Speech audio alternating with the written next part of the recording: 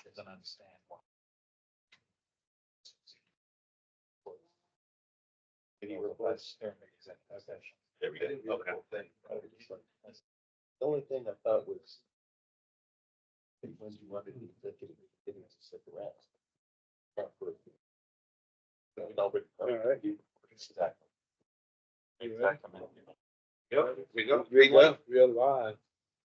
We're Wanna live. kick us off.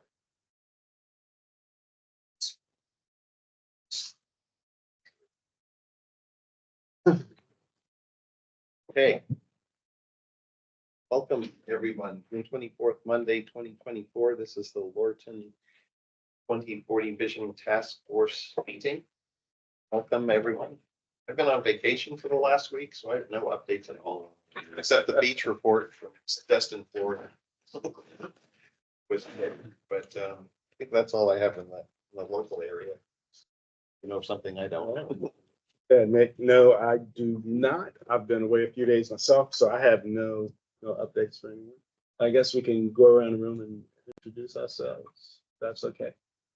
Since I'm looking at Tim number one. Number one, welcome, Tim Reiser, president for Lorton, 30 some odd years. There is something to report that June 29th is the Workhouse Art Center fireworks and display. It's going to be really quite a good one. And second of all, we have, as you may be aware, we've been without an executive director, CEO for the past year. We've had an interim in place. We now have a new CEO that has just come on board. Very excited to bring on Keith Lorton. He used to be in charge of Fight for Children, and maybe what you might recognize is these Fight Night, which was quite a big gala event there.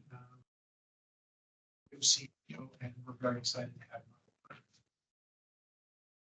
All right, Tim number two, only because it's next to Tim number one. Hi, I'm Tim number two, also Tim Sargent. We're in district resident for 5 years now. I've served as an at-large vice chair of the Fairfax County Planning Commission. And we're seeing tonight's.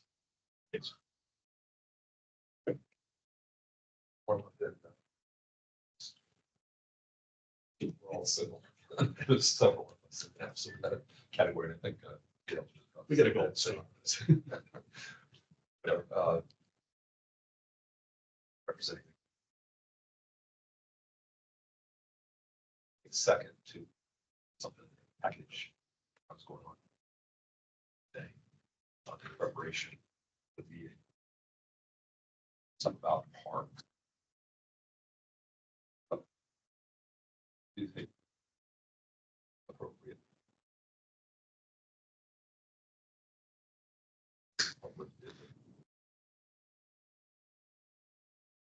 Parks are something. I've had a conversation with apps.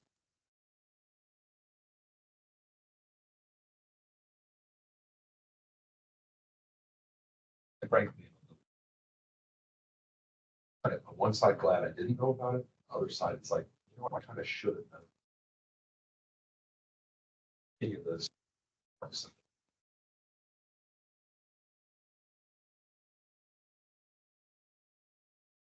So, Dale Rumberger, I'm a member of the task force since 2015. I think it was the first time on the meeting at Riser that we met and discussed about the future of Lorton. Lived here 34 years and been a county resident for 44 years. And on the South County Federation for a period of time, and I'm a co-chair Environment, Parks, and co-chair Transportation. I hang around. I'm Nick Burt, the co-chair of the Lorton Vision Task Force. I live in Occoquan Overlook, where I'm the president of the HOA. I'm also the land use co-chair of the South County Federation, current vice president of the South County Federation. longtime Lorton resident. 2012. And I'm Walter Clark. I'm Planning Commissioner representing the Mount Vernon District, a resident of Fairfax County for probably about 30 years now, and I'm co-chair of this task force.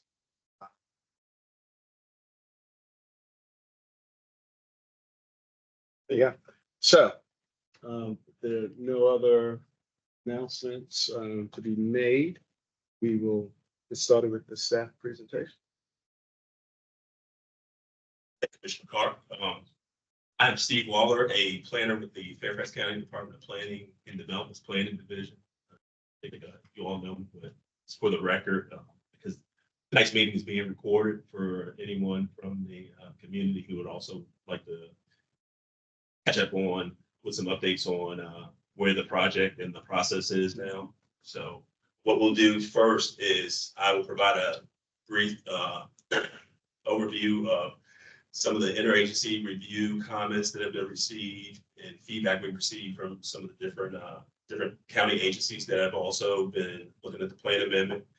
And then we will talk about some of the land use, some of the assumptions for land use potential, and also get a little bit into a high level overview of the remaining timeline that we're looking at right now based on what needs to happen next. And then I'll turn it back over to the task force chair so you all can lead a discussion. And I think part of the discussion, just want you all to kind of talk through some of the things that you have seen in the information that was shared ahead of the meeting, and also some of the information you'll see tonight. And staff will be taking notes. And again, the meeting is also recorded. So before we finalize the land use assumptions and hand them over to our friends at Fairfax County Department of Transportation, it's always been a plan to bring this information back to the task force. And some of the information that you're seeing is new information. We are sharing it with you kind of as we learned it also. Some of the things are things that we had to make assumptions on based on what could happen if this plan amendment is adopted and growth in Lorton comes in, not only in line with the plan amendment, but we also have to think about what might happen that may be unforeseen. Some areas that you may not even may not have thought about in the past. If this plan amendment is adopted and people start seeing that Lorton is open for business, open for redevelopment, open for new development, you also have to think about what might happen on a case-by-case basis from a site-specific plan amendment standpoint. And I know our planning commissioners here, they see a lot of that. They work with us. They work with us on I guess a bi-yearly or biannually or sometimes it may be every 3 years or so, but they see what happens when site-specific plan amendments come into play and there's not a plan in place to respond to them. So what we're trying to do is look at this whole study area and come out with some ideas of what could happen if not only this vision, if everything happens under this vision, but if other people want to come in and say, hey, Lord's a happening place now, and I want to do these different things here, and there. So that's what you've been seeing.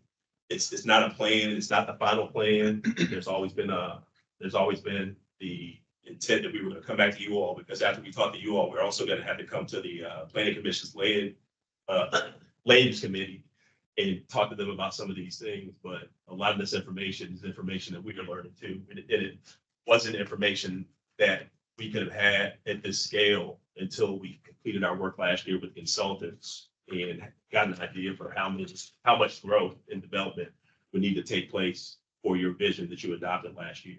So I just wanted to make that note. The information is new to you all, and it's rather new to us too. And as it was new and as it was being thought through and analyzed, there's always been an intent to bring it back to you.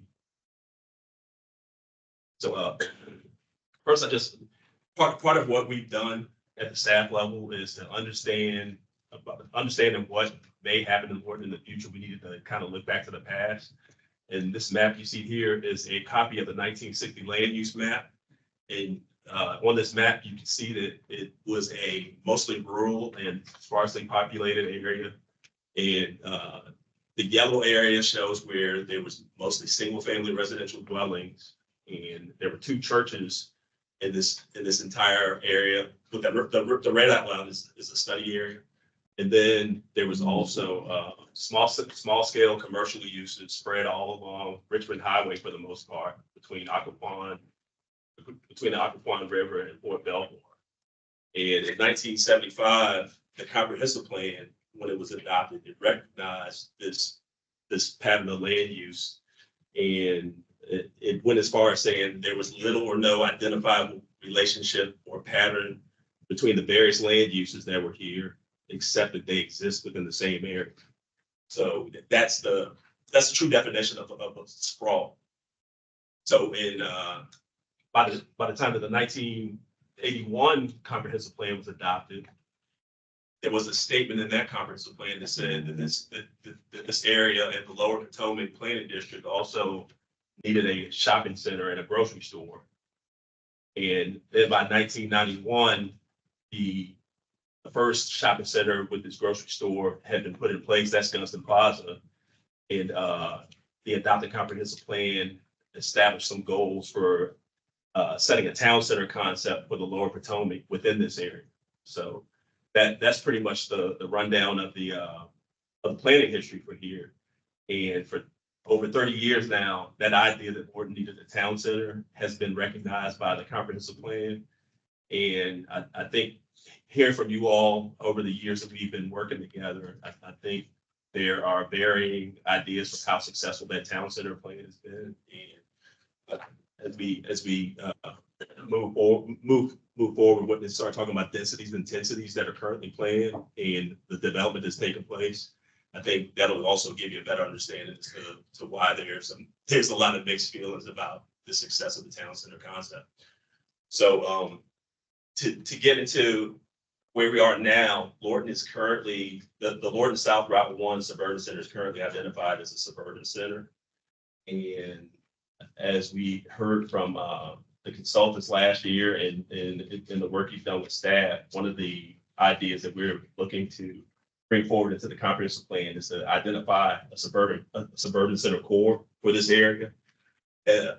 Some more little history and background. Lorton is one of 2 current suburban centers, 2 current areas that have that suburban center designation without having a core area defined yet. And at the same time that we're looking at Lorton, that other suburban center is also going through a plan amendment process where they will soon hopefully have a core area defined. So this is kind of like hopefully getting these two suburban centers. Hopefully, comprehensive plan will get these 2 suburban centers closer to what that intent for is.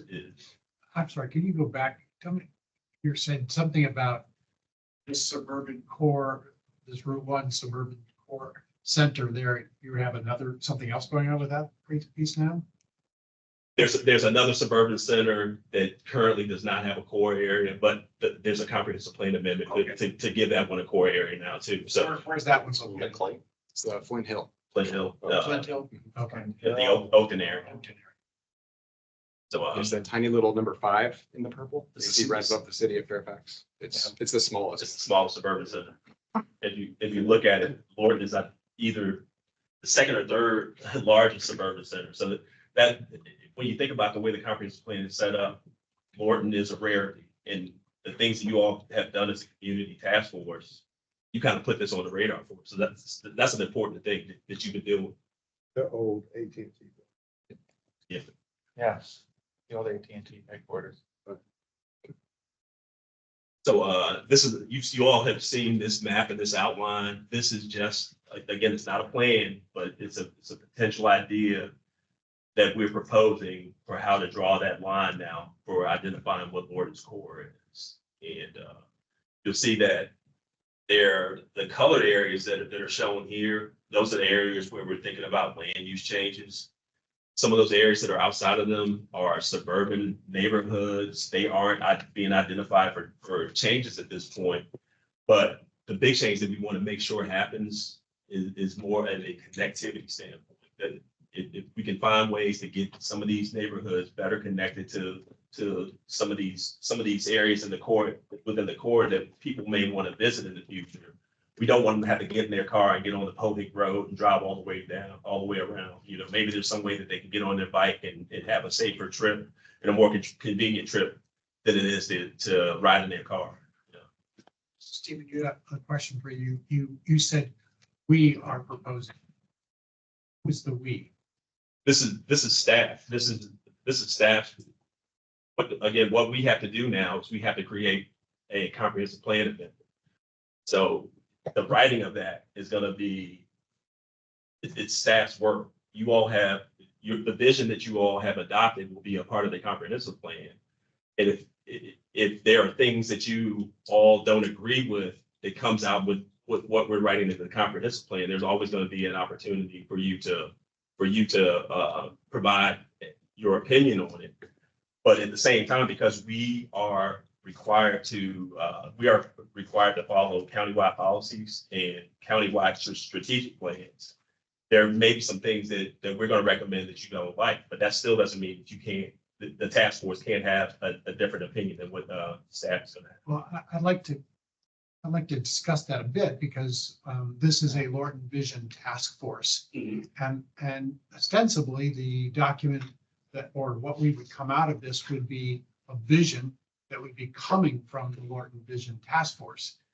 So that flies in opposition to what you said, which is, hey, this is a staff piece meeting county goals and county requirements, and that we could have an opinion about it and we could speak up. But I thought this particular exercise is a vision that the task force itself is largely driving, but maybe I'm wrong. If I could add just a little bit of color to what Steve was talking about. I mean, we came up with the group and the group adopted, you know, the vision, the guiding principles for Lorton. So that included the work of the consultant, you know, in terms of kind of setting out that vision. We'll get into that in the next couple of slides, but I think the next part that Steve is describing is taking that vision and kind of the transect model, which assigned kind of like general density ranges. And what we've come up with in terms of this core area, this has kind of been the translation between what happened in October to now, is taking that vision and trying to find the locations, kind of the more specific spaces within that core where that vision could actually be implemented as kind of an initial round. And so we're going to keep working with the task force to make sure that we get that right. So I just want to make sure that that's clear, that it's supposed to be that we're working with you all along the way. I get it. I'm just getting to the basic basis of what we're doing in general, which is what is this activity? And I think, excuse me if I'm telling anyone this, our members wrong or have a different opinion, but my assumption was we were creating this vision, this task force for Lorton, and that you all would help us figure out how we could implement that vision. Right.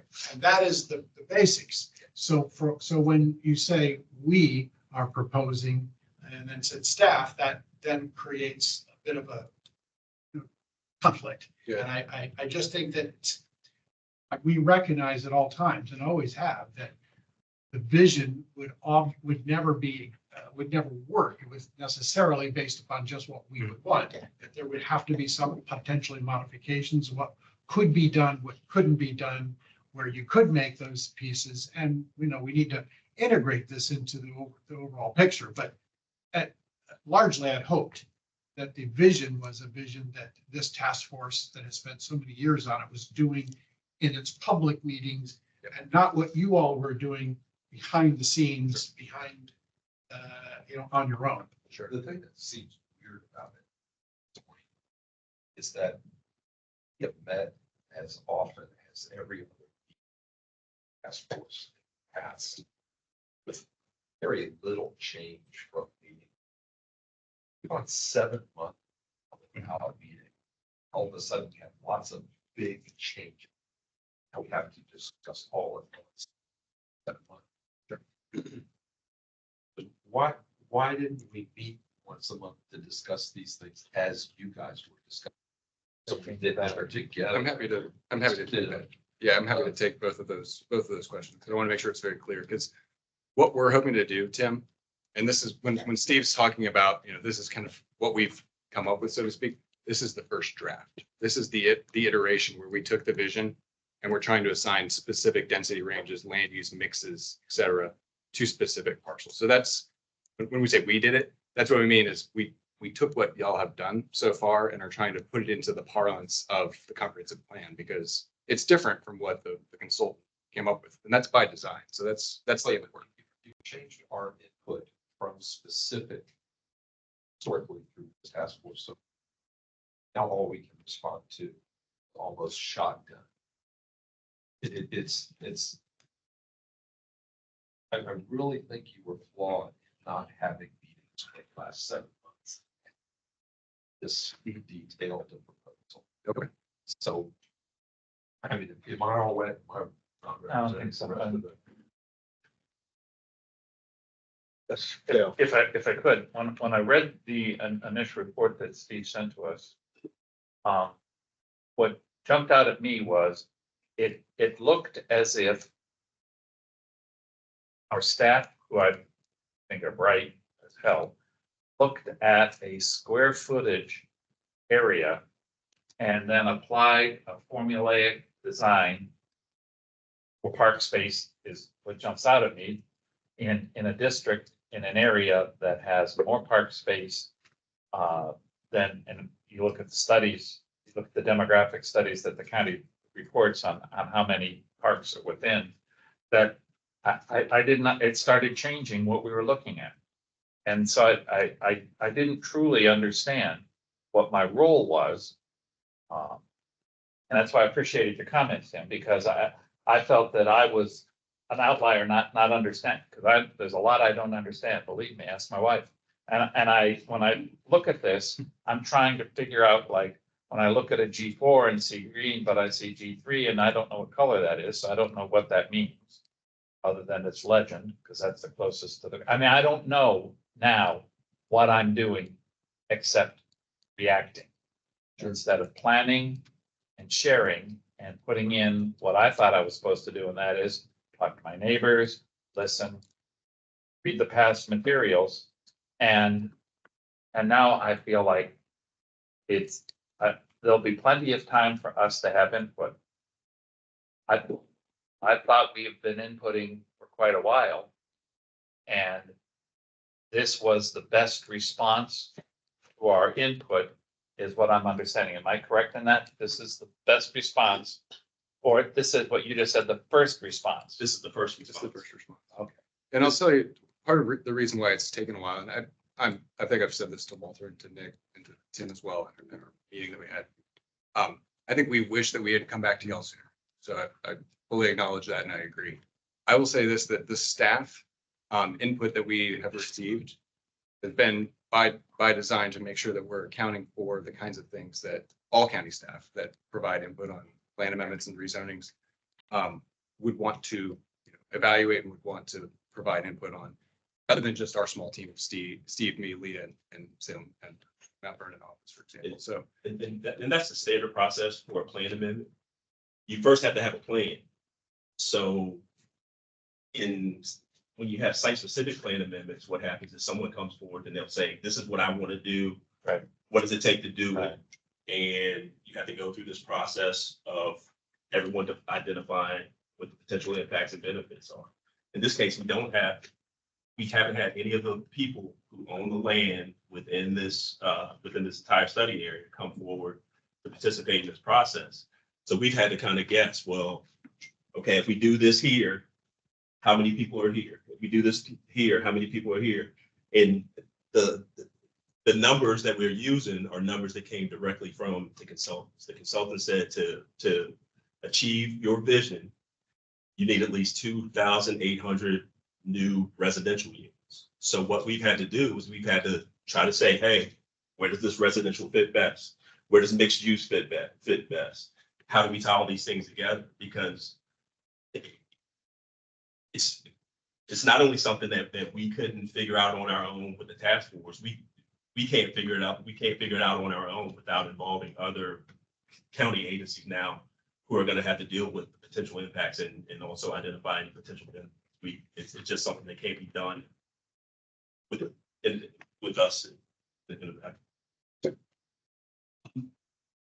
Just some observations as, suggestion, not hard. Commissioner Clark and I just spent 2 days in a design and placemaking workshop, which was very general, very broad. And outside consultants, this was the county government center. Joint finding input as to what makes a successful format or plan as you get this done. We had multiple opportunities to kind of, in an extremely short period of time, to go through it and look, and see what fits and what's needed to make it viable. So my suggestion would be here is, between now and the end of this process, is to have that kind of workshop. So you talk about not just here's what goes here and here's what goes into good in general placemaking, with urban design and placemaking. It was an eye opener for me, very helpful, because we don't usually do that. We take something like this, you scrutinize it, take it and get public input. That's it. But from an urban development placemaking component, that's what this kind of reminds me of now. Maybe helpful, and Walter and I will not lead it. But to have that kind of observation and that kind of vantage point at that, I think concerns can be addressed, mediated, altered flexibly to meet goals, visions of what this task force has been. My 2 cents. I think that might be very helpful. Look at it from a placemaking standpoint. See how the puzzles fit together and what you might tweak. Certainly. So, There might be a That's couple the of thing, things. There might be a couple of things that we're going to provide. It's not a charrette, but there are a couple of input points that we have, I think, specifically along those lines, both tonight and then I'm hopeful that when we bring the transportation information, that there may be components of it. We start looking at streetscape and that sort of thing as well, because placemaking it's kind of all this combined together. So totally hear that point. It may be helpful to have somebody outside of the county, specialist placement to look at this with us. And that's part of the next phase. Again, this was just looking at what happens maximum build out. How many people? Where can the people be? How much new commercial? Where will the commercial be? How much new industrial flex? Where will that be? The next layer will be getting into all those things that you've been talking about, Commissioner Schallinger, like the placemaking, building heights, things of that nature. Is this then report maximum build out? This is maximum build out. Because your comment earlier was to include at least 2,800 dwelling. Mhm. So is that at least or at most? It's at least. Okay, so it's just not maximum build out. This is maximum build out. You could have more than So at 2,800. most 2,800. At most. 2,800. Okay. It's a plan, and we should get into, because we're going to get into all this Okay. with a bunch of other What he was slides. making is the point I would make as well, which is you said the consultant says you need at least 2,800 to be able to make this. But the maximum build out on this is 2,800. Mhm. So if you need at least, and you've created a plan that is at max, a problem. It's one thing I think that we've kind of all discussed, looking at the Lorton Station, kind of current Lorton Town Center, is that it just wasn't aimed high enough in that you had something that was supposed to be a town center, but you didn't create enough density around it to support something that was going to be successful enough. And it just kind of fell flat. And I think the residents who live there were frustrated because they moved in thinking they were going to have this great town center.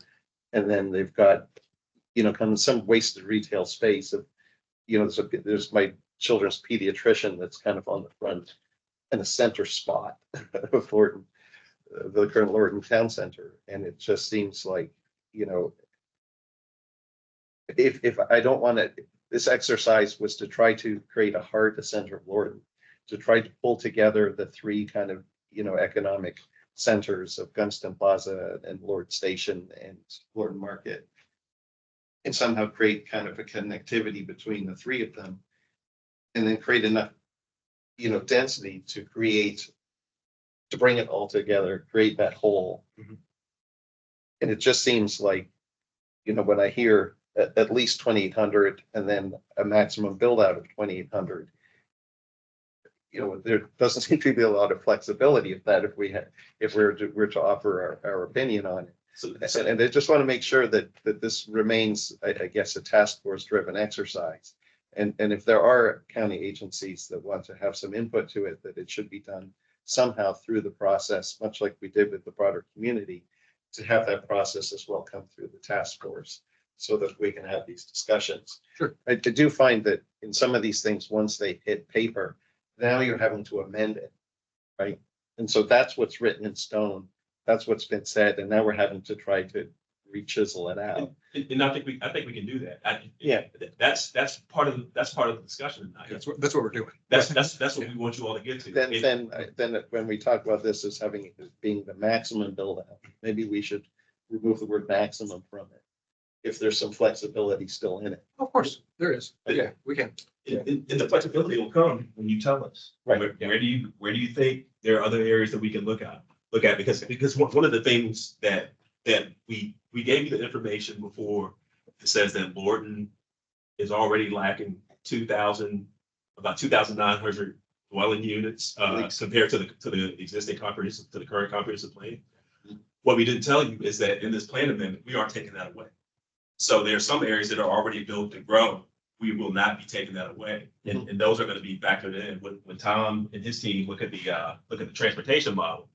They're going to know that those other areas can still grow. Right now, what we're trying to do is identify the areas that we think that haven't been given that opportunity to grow and what are the best areas. So that's one of the things we want to hear from you. If you think that something doesn't go far enough, we're going to take that, because before we hand it to Tom, if you want us to increase that ceiling, that 2,800 ceiling right now, we were trying to be conservative because we didn't know what the appetite was for going above that. But if you want to take that lid off and say, hey, let's look at these areas and go a little higher, that's why we're here tonight. Okay. That's why we're here. Let's just take out the word maximum build Well, out then. just for clarity though, am I hearing correctly? Thank you for the clarification.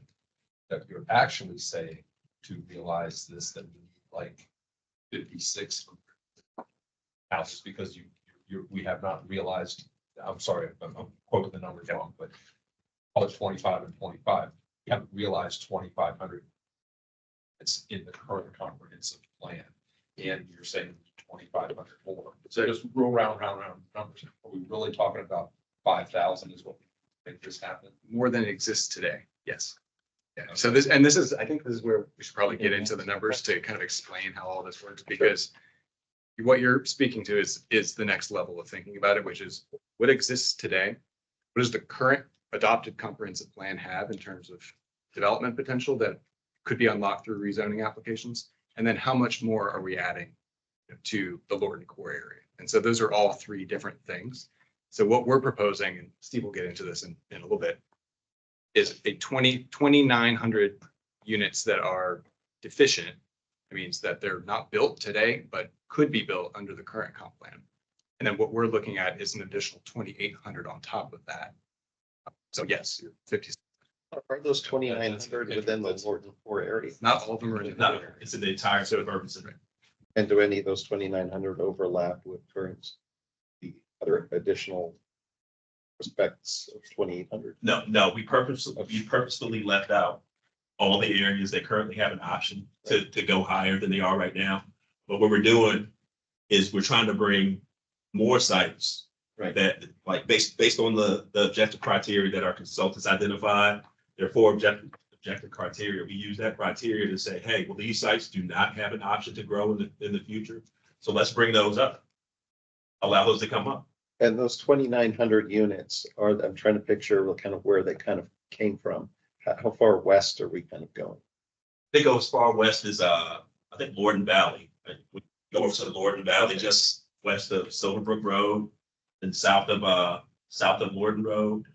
You have some areas over there that could have had multifamily, but they turned out to be townhomes. And in some of these areas, you have areas that could be multifamily or townhomes, but they were built with single family. So when you add it all up across this entire area, and then there's some, again, there's some that still have the potential to come up. So when we look at the maximum potential, there may be some that were built down at 5 dwelling units per acre.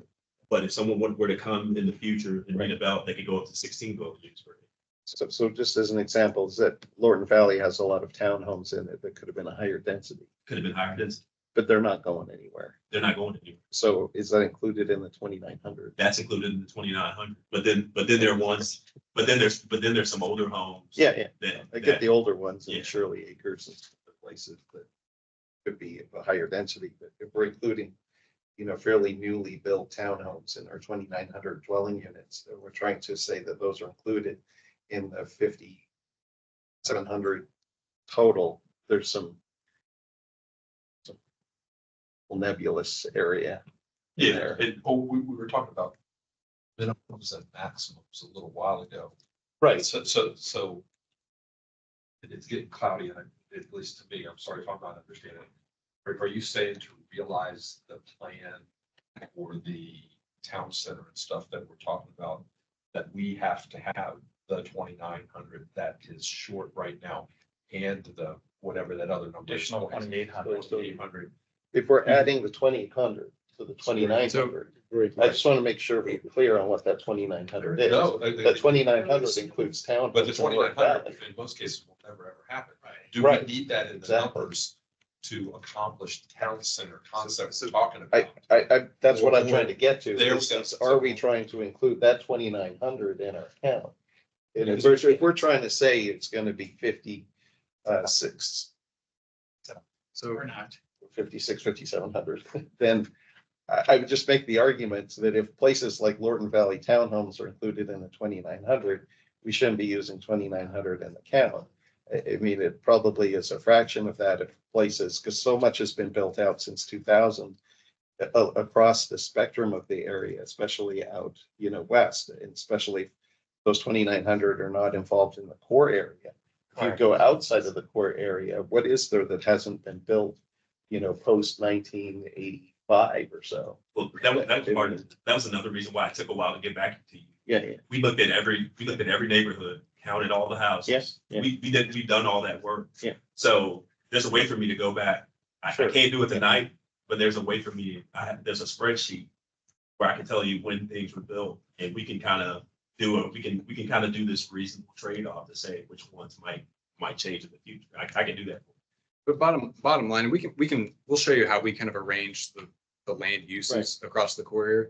If y'all think that we're not on the mark, this is an iteration, so we can change it. We You can go understand my back. concerns, though, that 2,900, that 2,900 that is currently could be available today without doing any changes. Like you could have built those Lorton Valley They townhomes could, into yeah, a higher and density. I, And that's included in the 2,900 count. I guess what I'm saying is that if we're talking about, needing another X amount of units, that it's not 2,700 or 2,800 additional plus the 2,900. That's not. it's not, it's apples to oranges. I would agree. So what was, 2,900 doesn't mean anything. It's really what you need to realize. The 2,900 is just a theoretical potential that could have been built had it built at the maximum, Based right. but it rarely ever goes to the maximum. You're always going to have to build less than the maximum. And that is the actual quintessential element of concern here, is that if we start with the position, we need 2,800 new areas in the center core, which is what the consultant comes up with. And we use that and we build out or create the maximum potential to get there. It will never get built at 2,800. It's going to be significantly less and will take a long time to ever get to that maximum, to the full build out anyways. So what that means and what that creates for us as a community, which is the one concern that Linwood and I both would agree on, which is I don't want a whole bunch of density without any of the things that we wanted the without density the for. amenity? without the amenities. The exercise for the amenities and what do we have to do to get the amenities? Exactly, so we. So the exercise. So the point of matter here is, and again, listen, I get what you all are doing. I get that you're going, I don't want to, I'm not trying to give you criticism. I'm just saying, but we need you to understand that the goal should be to get the amenities that the community wants, which is this town center feel, a place that we can shop and live and have those things with, and a branding, all of those pieces. And if the consultant is saying you need about 2,800 at least to get that happen, then we're gonna have to shoot for quite a bit more than 2,800 to get there. And even that is gonna be a bit of a challenge because there's plenty of obstacles in our way. But just to make sure that understand these numbers. So is the consultant saying to support the town center 2,800 more units than we have today? Okay, they're not saying we need 5,700 more units than we have today. 2,800. 2,800. Okay, well, that's frankly that. I know, but that's good news actually, right? Because if you go to the 2,800 and use 2,800 as the number, you're not going to realize that 2,900 dwelling unit that the company's plan. But you're going to realize something, a small percentage. That's very small. So of the 2,900? Those are developments that have already been taken place that could have been developed at Well, 2 or 3 units the acre. without studying it more. I'm just saying that does create a little bit of Some. buffer. It to could it. be. So that's my only point. And the most important thing that I needed to understand was that it's requires 2,800 more than we have today, not 2,800 plus 29. That's correct. So and this is part of the translation between what the consultant did and the way that they kind of think of the problem, and then translating that into comprehensive plan parlance, so to speak. Because we think of, the consultant says, well, what's out there today and what's the kind of viable community that the task force is wanting. And they say you need 2,800 more rooftops, right? Fairly straightforward. But what we have, and this is kind of the layer of complexity, is we already have a comp plan for all of Lorton that assumes a maximum build. That's where we go to the maximum build. We're going to get into the details of, Liquid's issue of question.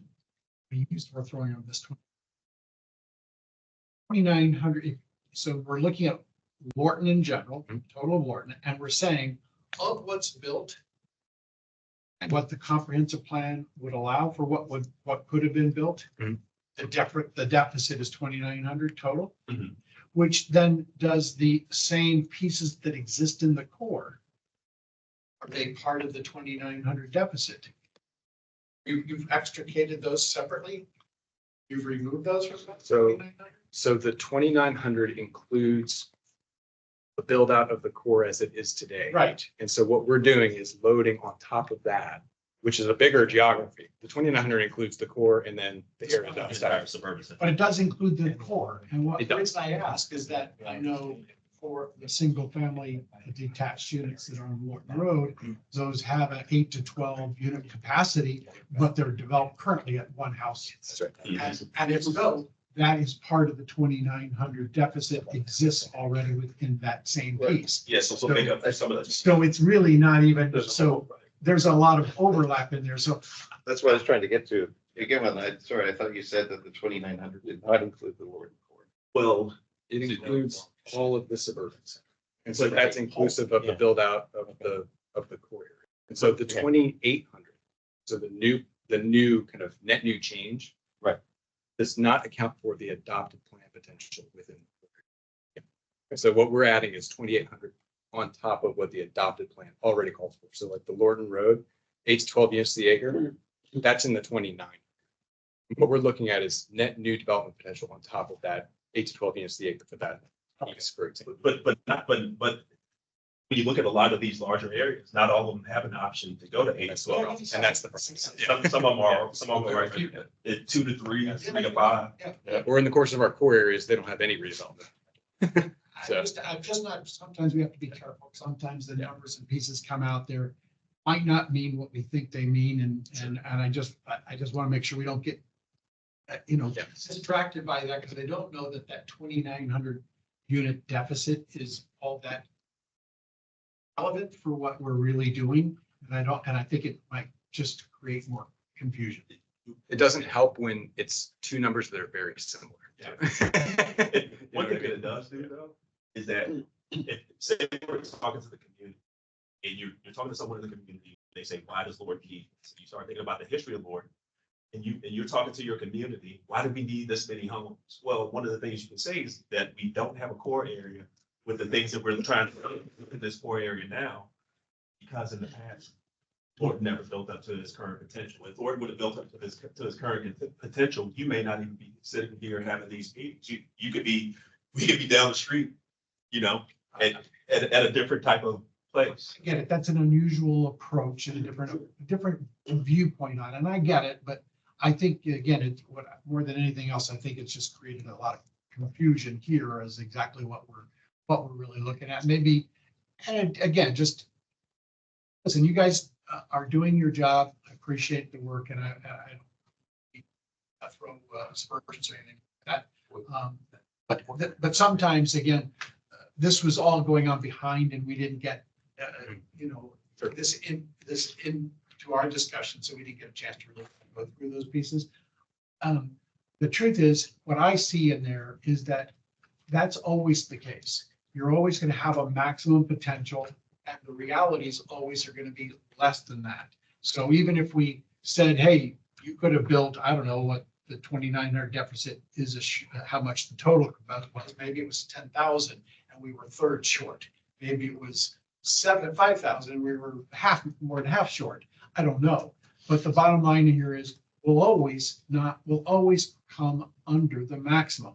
And so whatever we do, we've got to make sure that we end up, since we need 2,800 more, we need to make sure we're shooting far enough up so that we can get to the 2,800, even if we don't get the maximum on all those pieces.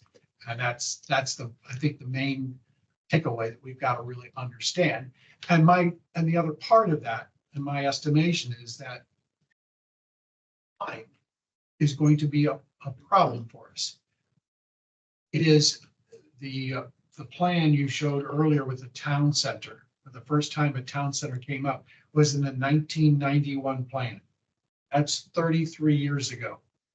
There's been no big town center after 30 years. And even the existing plan doesn't have any maximums. We haven't achieved any of those maximums in that 30 years. I don't know about the rest of you, but I would not want to wait 30 more years to see us getting some hotels and restaurants and things like that. I think that's too long. And therefore, I think we need to, again, I think we started off talking about, we wanted you all to be bold. We wanted you to come up with stuff that would jumpstart us and get enough thing in there that would give us an opportunity to get the amenities that we're looking for. And the only way to get that, as we've all determined, is getting some additional density. That was one of the things. I was gonna say, when I know we're having the task force discussion now, but I just think it would be great if you all can just make sure that that's the task force consensus, because we'll definitely move forward and look for some padding in there in those numbers. Well, is that? I think that's been the consensus. I mean, we've gone through this a lot. I mean, going back to the beginning, I think the primary question is that, we put out the survey, the task force had previously worked on it for several years, that we wanted kind of a town center with vibrancy, commercial, walkability.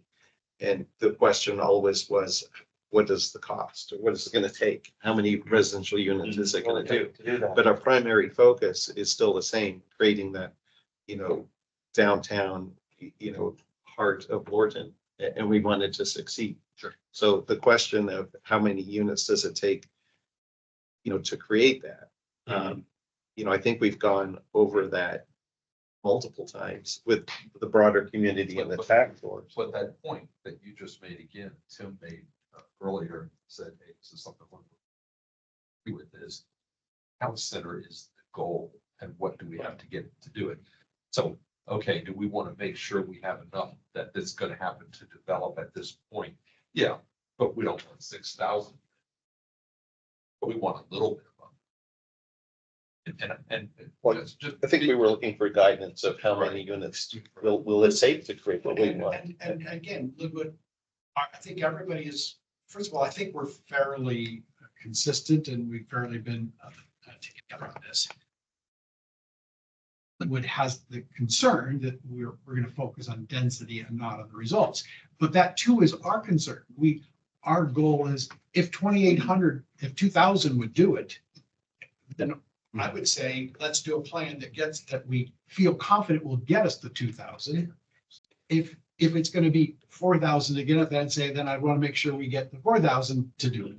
It's the amenities and the final product that we're looking for, not density for the sake of density, because that benefits no one here. I think we all agree on the goal, and we can definitely take a look at the numbers. We have a couple of slides in this deck that kind of, I call it visualizing density, basically. That, and I'm not trying to just segue back to, you know, what we're doing with the slide deck, but that kind of try to figure out what's that balance, because there's, thanks, Steve. Okay, so let's jump right ahead to it. So dwelling units to the acre. This is another way of looking at the transect of what densities are and what different types of numbers in terms of units to the acre actually mean in the built environment. So a couple of these are from all from Fairfax County. 3 of them are from developments in the Richmond Highway corridor. So the one on the low end is, I think, off of Mount Vernon Highway, down near Buckland Road Loop. No. Yeah. And then the 2 urban townhomes and then stacked townhomes at 12 units to the acre, 16 units to the acre. Those are in the Fairfax Center area. And then so is the mid-rise residential at 20 units to the acre. And then the 2 buildings on the right, the mid-rise residential over retail, both of those are on the kind of in the Pendaw Beacon Hill area. So one of them is the Shelby, and then the other one is the Beacon at Groveton. And so that's just kind of one way of describing what we're getting at in terms of when we talk about density. And so we have a couple of slides with our land use concept that speak to what does that really mean, laid out, you know, in terms of where we think those kinds of densities would make sense given what the consultant gave us in terms of a transect model. So that's just for residential. And then what we do have for mixed use, and this is kind of where we've been thinking that the nodes of activity within the core area would be located. These are a couple of different visualizations of what that mixed use environment or commercial intensity would look like. So one of them all the way on the, or almost all the way on the left is Gunston as it exists today at about a, go ahead. Lorton Marketplace, very low density, you know, under a 0.5 FAR. It's actually both under a 0.3 FAR. We're trying to get to that kind of more mixed use type environment. The bottom center image is in the Dulles Suburban Center, getting closer to the airport. The one, and that's at a 1.0 FAR. The Aldi, and this is South Alex development. Yeah. That's at about a 1.2 FAR. The high end, at least in terms of county, high end TOD, this is in the Wheelie transit station area. That's about a 3.5 FAR. And so for perspective, when we're looking at the land use plan map that we're going to show you with the densities kind of assigned to specific areas. And again, it's in draft mode. What we're looking at within the Gunston area is a 3.0 FAR. What we're looking at with the 2 other zones, so the Lorton Marketplace, here we go. It's at 3, Gunston Plaza. We're planning that up to a 3.0 FAR, 60 units the acre. That's similar roughly to the Beacon at Groveton, or not quite a metro station TOD because we don't have metro, but it's similar in terms of what we think would be necessary to support that type of environment. In areas number 1 and number 2, which is the Lorton Station Town Center and then the Lorton Marketplace, that's where we're looking at about a 1.5 FAR, 50 units to the acre. It should say 50 there, 25, but that's just on those sites. So that's just looking at the properties. Once you get off of those property boundaries and you start to look at the areas that are about a 1/4 of a mile to a 1/2 mile away, we have this tapered density recommendation based on the transect model that Renaissance developed. And that's where you start to see a lower, relatively lower density compared to the cores of these areas, but still very much higher than what exists out there today. So 25 units to the acre, that's looking at mid-rise multifamily, at, probably under 5 stories, for example. 16 units to the acre, which is the kind of, or 12 units to the acre, which is that half-mile ring outside of the Lorton Marketplace and Lorton Station Town Center. 12 units to the acre, that's the urban style townhouses, for example. So we're looking at a very, within this core area, very much a higher density scenario than you'd see today. I don't know if you can flip back to the density slides. But it's very much more for those, maybe go back to the one with the two stands. We're looking at the higher end of what you see at the Aldi, for example. And it's higher density than that. For the Gunston Plaza, we'd be looking at something not quite approaching TOD in terms, because there is no metro station, but something where, at least on that one property, you'd have the capacity to go pretty darn high in terms of your total overall density recommendations. So with the Lorton Station, we couldn't go higher density there to match the Gunston We have, Plaza, since the train station is there, right? so and this is a good thing that we can bring this up. The answer is, what does the task force think? Because we have the ability to go higher. It's just the time to think about it is right now. I mean, I live there. Okay. Yeah. I know that a lot of people take the train with the improvements. Hopefully, that should be on the hour. And having lived in New Jersey and seen what happens to the towns up there with improved access to the city and other, I think we should go up. Okay. And that was my exact question, why it wasn't higher. I think that the residents that live in that area truly appreciate the green space, but want more amenities. We're really sad that our town is dying. We want more. So if that is increased, I think it's super, and it's right there with the transportation. So, I do also know that there's such a housing need for our young officers on Fort Belvoir to families. I mean, a lot of my neighborhood is rentals. I think that my opinion is that if you lowered the density a little bit on the Gunston Plaza area and increased it at station area, the balance to make them more similar, that it would be a good thing. And we remember, and it will always be there, vehicle smell every day that goes by. It's supposed to, but maybe we don't want to put our absolute highest best right next to our treatment, or at least spread it out into. Does anyone on the committee disagree with that or have a different opinion? I mean, I think we were talking about flipping the Gunston Plaza so that it was more centric to Lorton Road. Yeah. Being the front and kind of turning your back to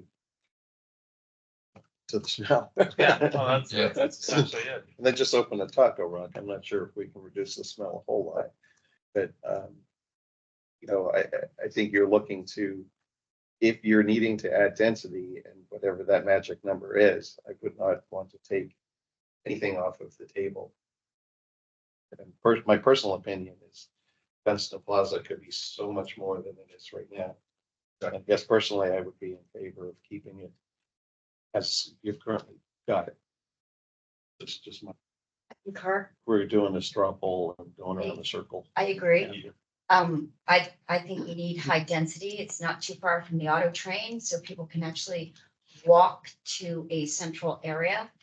I also think that it potentially can serve some of our lower income areas that have difficulties walking anywhere. I think it's fabulous to have a central location that's high density, some of those urban parks that we've discussed. You just about Gunston Plaza too, just, I guess, one of the reasons why we were showing that density there is these two major roads, of Lorton Road and Richmond Highway. And thinking from, especially when you're coming from east, west, That's the question. there's always the recommendation out there for BRT to come this far. Mhm. That's your arrival point right there. And the consultants, they've recommended up to 10 stories right there. That's your cornerstone of Lorton right there. So So that's an argument, that's just an argument for keeping density. just to go around the circle.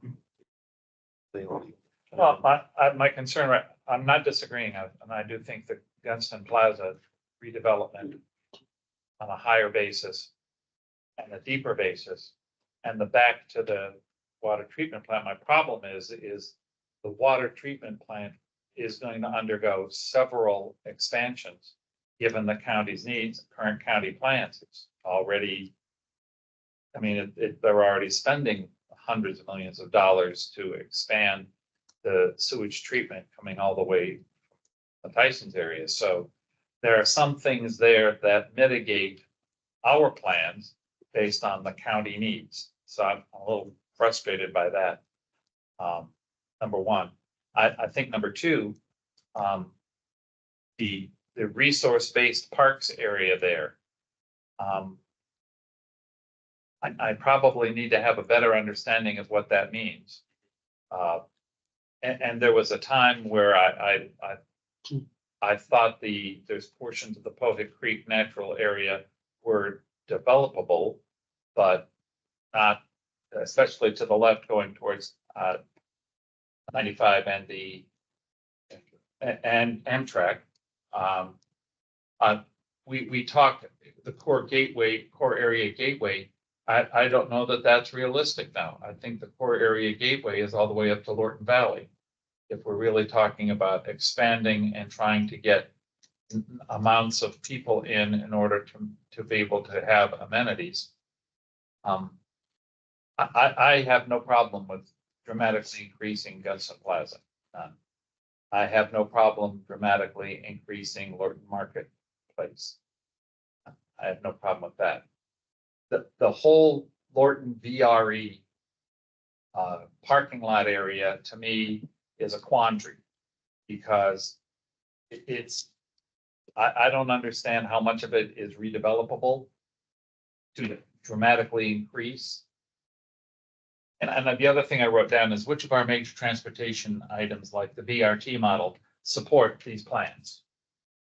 Right now, our major transportation item that which we're not even on the planning area in, is BRT, and that's Richmond Highway. That doesn't come into Lorton Road, or maybe it should. Maybe that's one of the things we should be recommending, is that it'll need to come down and loop and come back onto Richmond Highway in order to make that walkable, Catherine's words, to make that helpful side.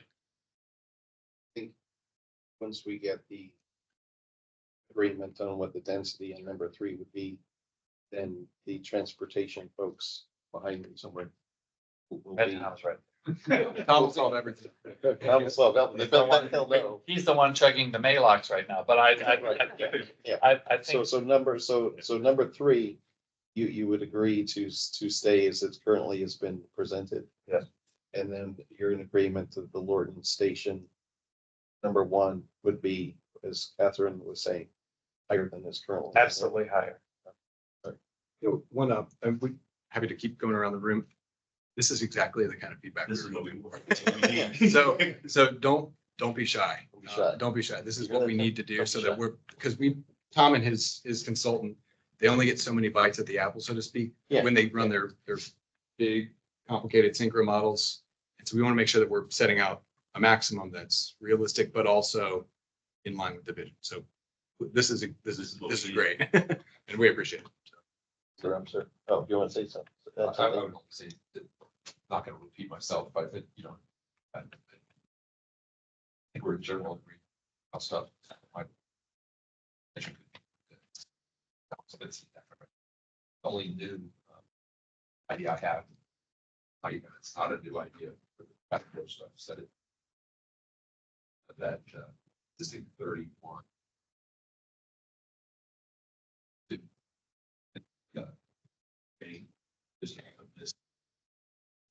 That to be as prime consolidation. What's some Fairfax consolidation? Yes. And the goal? Link the two Yes. that we're talking about. I agree. To raise the density stuff versus net. Well, let's finish up the point of. Well, I mean, that's Yeah. part of the point we're talking Yeah. about. Oh, yeah. But that would help connect those Sure, things. yeah.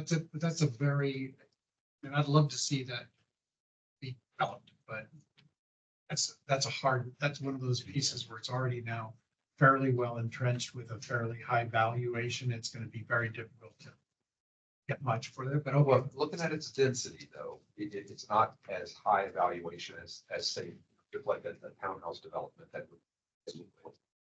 It's. Whatever. You said before previously, it's like, there's just an offer. So, anyway, just because of its density is why I'm focused. Sure, yeah. Okay. Hi, I'm Tim. I'm from Cross Point. We're nowhere near any of this. Just a few comments.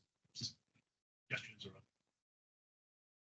When you get to a bigger or general audience, I think it would be helpful to show, have some back of your pockets, some general numbers about what this does or does not do. We have that. Yes. Good. Okay. Yep. Second, I think it will also be helpful to continue your observations of what's happening in Prince William just down the road. 300 unit apartments, this and that, while having fun on 95 South and North. I think that's going to influence general discussions too. Density is not surprising at all. That's what you're talking. What you're allowing to creep in here, which is good, I think, is BRT. I think that needs to be fleshed out a little bit more so you can show how connectivity might. We're starting to have these conversations elsewhere in the county about connectivity, and we can't build it because we can't get metro there. BRT is your other, getting it there to and from. So that may be useful. The market, what a station actually be, because we haven't gotten to that. BRT, you have multiple stations along, multiple egress points along the way. So you may or may not have a station, or you have a site, Plaza Line site that serves more than duty, purpose. Right.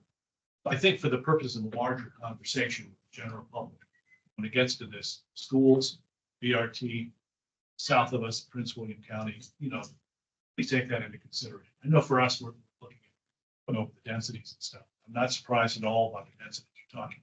Yeah, because we're having those conversations also. Given what's needed. But it's more on through transportation, especially. That's good feedback and we will. I think that the next step, once we set the max density for the model run with transportation, is to basically do exactly that and to bring it out to the community with all the impacts and benefits presentable. I know I'm preaching to the choir too. One of the benefits of talking about BRT is that you talk about metro or hear about plans for metro, staff has to wait and sort of a long time, before they can plan on metro, and that puts your planning on hold. Got some opportunities for BRT to get that done soon, and it'll lower cost too. We're seeing that with the Fairfax Center area. Exactly. I try to think of it as magnetism, like you were talking about what's happening in Prince William County. Yeah. There's already this pull that they're creating. So how do we fill in? How can we fill in there and increase the magnetism of this area for BRT? It's funny, and anecdotally, go down to what is it, Stone Ridge Shopping Center. A lot of us go down there because it's a nice place to gather.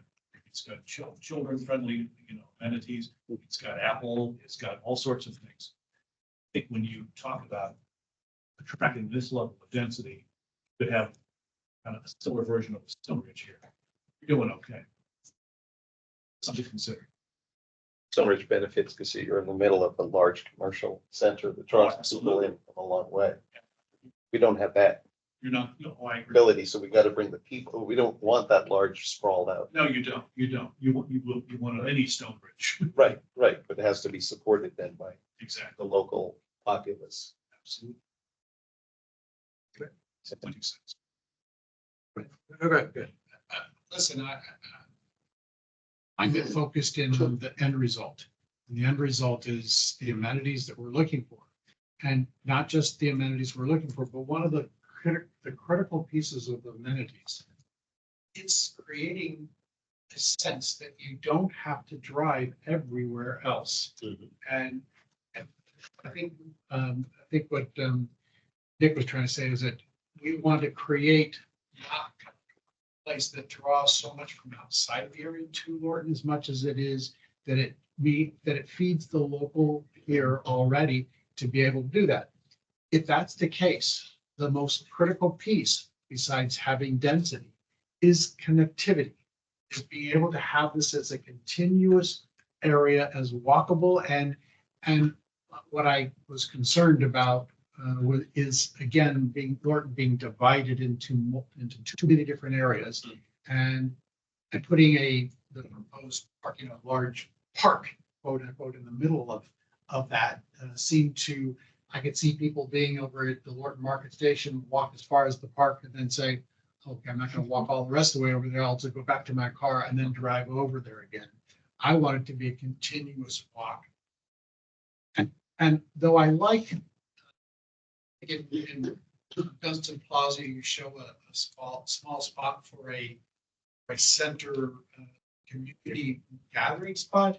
It's, I believe, at the far end of things, and I would like to see it closer to the center of the stuff, so that people can come at it from whatever side that they're coming to gather towards the middle.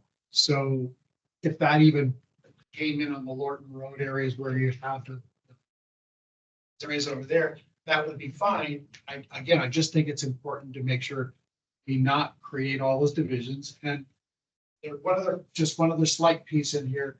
A lot of that is all predicated about the RPAs, which, Stephen and we've talked a little bit about. As we know, those RPAs are overstated currently and will be adjusted, or likely to be adjusted, and therefore they're going to be lower. They may not be spitting out there now, but some of the development that's already taken place over there was able to take place because the RPA wasn't as they saw it.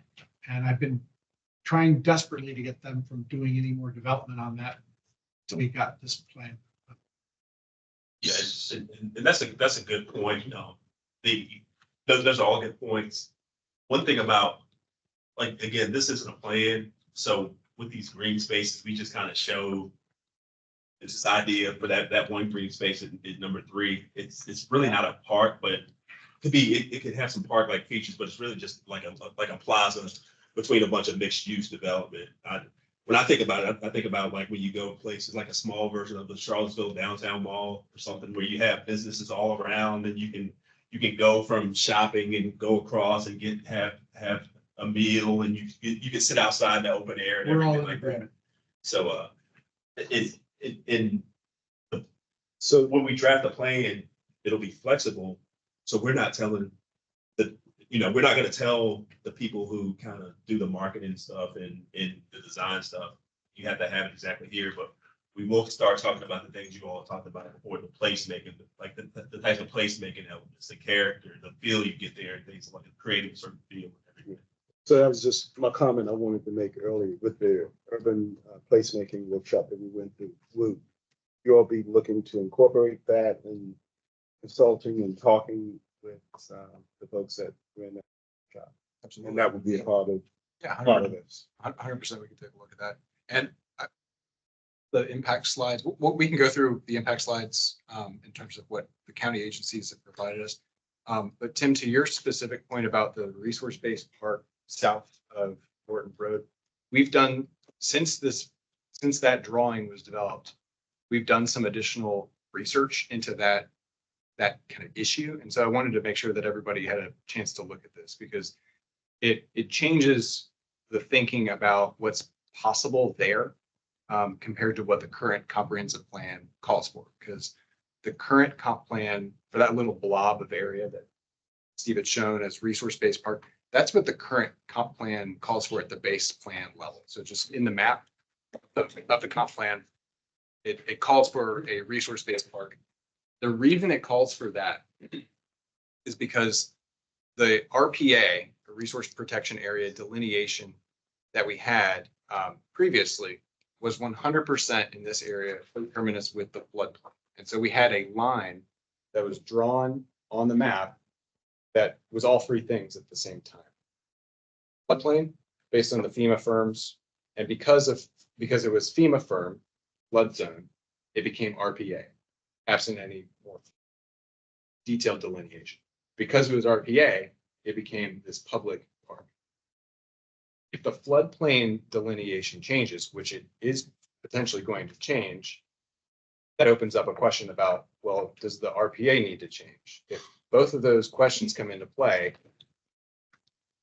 we should look at something else there, unless the county park authority is, going to specifically, look at that site. So we're looking at change to the floodplain increasing, expanding, as well as RTA expanding or decreasing. Steve, you want to show how it changes here? Because this is newer information. We went over this with Tim, just to make sure he's aware about it, but I want to make sure everybody on the task force saw kind of what's in the works right now. Now, all the areas that are colored currently are the county's delineation for RPA, and there's some EQC, some environmental quality corridor in there, and floodplain, of course, because that's the whole reason for those two designations. And then it's also the reason why those areas are currently shown on the map as being recommended for resource-based park. But the work that FEMA has done now has shown that the floodplain isn't as extensive as it was thought to be when it was mapped, the last time it was mapped.